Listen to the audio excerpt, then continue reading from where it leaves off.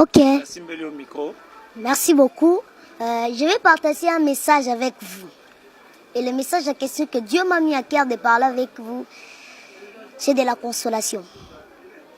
Je vais parler des choses importantes, des thèmes importants que Dieu m'a inspiré de vous parler. Et la première d'abord, je vais commencer par la consolation. Ne vous inquiétez pas, la Bible déclare ceci dans les livres de Marc. La Bible déclare qu'il y avait une femme de perte de sang. Alors là, c'est un espoir qu'il y aura encore. Alors là, c'est un espoir que ce sang peut s'arrêter encore. Je peux avoir encore une consolation. Je peux avoir encore une guérison. C'est ça la femme de perte de sang. Lisez la Bible bien, vous allez voir la femme de perte de sang. Il allait contacter les docteurs. Mais rien n'est changé. Lorsqu'il a contacté Jésus, il a vu une consolation nouvelle. C'est par là que j'aimerais vous dire ceci. N'ayez pas peur. Croyez toujours en Dieu. Priez, jeûnez, marchez dans la crainte de Dieu comme il faut. Car la Bible déclare dans les livres des Proverbes que la crainte de l'Éternel, c'est le commencement de la sagesse. La Bible n'a pas dit que la sagesse, c'est le commencement de la crainte de Dieu. Non, non, non, non. Mais la Bible dit ceci, que la crainte, ça commence d'abord par la crainte de Dieu.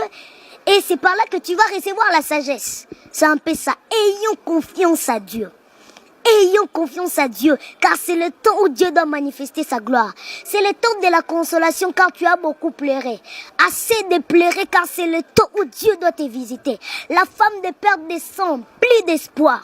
Mais ce jour-là, il avait réussi sa guérison. Nous allons lire aussi le livre de Jean chapitre 2. La Bible déclare ceci, les vases étaient négligés. Les 6 vases.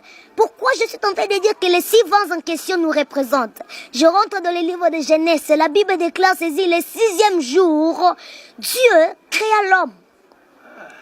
Les 6 vases étaient dehors. Il ne croyait plus qu'il y aura des espoirs que je peux entrer encore dans la fête. Mais Dieu, Jésus a fait de manière qu'il utilise seulement les 6 vases qui étaient dehors. Prenons l'exemple de Mephibosheth. Mephibosheth, plus d'espoir, boité.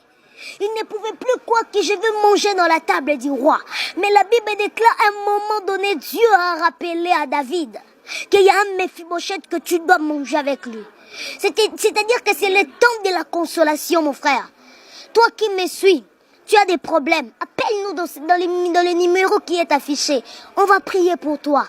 Car c'est le temps où Dieu doit consoler ta vie. Alléluia. Mais Mephibosheth est dehors. Il ne pouvait plus croire qu'il y aura encore des espoirs. Car la loi disait ceci. Quelqu'un qui est aveugle, qui ne marche pas, il doit être là-bas dehors. Il ne peut pas manger avec le roi. Il ne peut pas entrer dans la fête du roi. Mais la Bible déclare ces jours-là. Il a mangé avec David.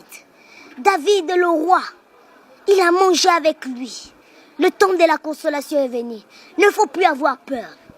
Et le deuxième thème que j'aimerais parler avec vous, c'est la prière. C'est ça. Lorsque tu es dans la consolation, il faut avoir 2 choses importantes. La vie de prière. 1 Thessaloniciens chapitre 5 verset 17. La Bible déclare ceci, prier sans cesse. C'est ça. Et la Bible nous présente encore quelque chose que nous pouvons marcher avec eux, c'est la foi. La foi est une ferme assurance de choses qu'on espère, mais une démonstration d'une chose qu'on ne voit même pas. La foi est un petit mot, mais ça peut faire sortir beaucoup de choses. Lorsque tu es dans la consolation, 2 choses importantes, la vie des prières et la foi. C'est ça, les 2 choses importantes. C'est ça, les 2 choses importantes. Dès Samuel 24-25 nous dit ceci. Pour être aussi dans la consolation, pour marcher très bien dans la consolation, il faut avoir la vie des sacrifices. Je ne te demande pas de venir me donner ta dîme. Si tu as un pasteur là et tu vois le fruit de l'esprit en lui, et si tu ne vois pas à ton pasteur les œuvres de la chair qui sont manifestées dans les livres de Galates 5, mais si tu vois le fruit de l'esprit, donne-lui ta dîme. La vie des sacrifices, aider les gens, les armes spirituelles, c'est ça. Lorsque tu es dans la consolation, lorsque tu marches avec Dieu, 4 choses importantes. La vie des prières, la foi